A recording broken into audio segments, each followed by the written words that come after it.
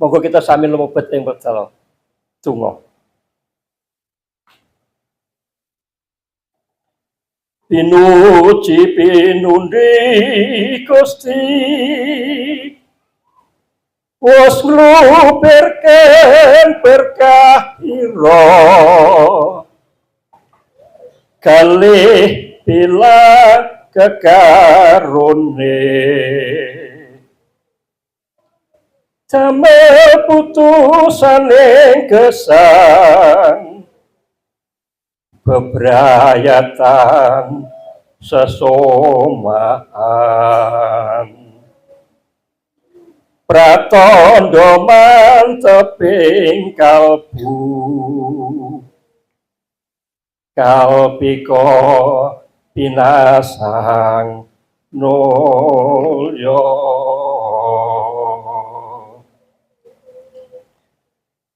dados brayat kang suci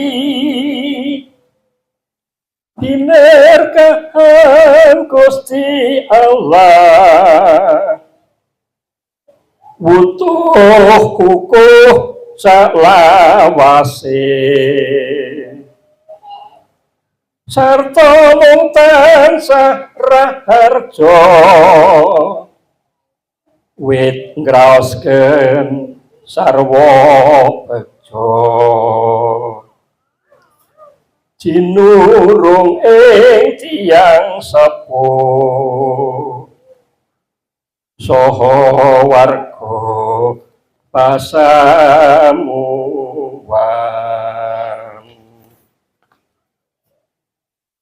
saiyet saeko kapti ngabdi lelati mring Allah memuji ngurmati tansah wahantum sumbering gesang dahar ngunjuk sesarengan mring tiyang sagung tandukipun sederekan nyang memitran kunjuk asmut dalem Allah Sang Rama Sang Putra lan Sang Roh Suci. Amin. Ngaten bapak-bapak, ibu-ibu para sedherek ingkang kula hormati, mindhaing utawi lelampahan liru kalpika salajengipun mangke menawi keaturan daharan monggo dipun rahapi sampun kula dongani.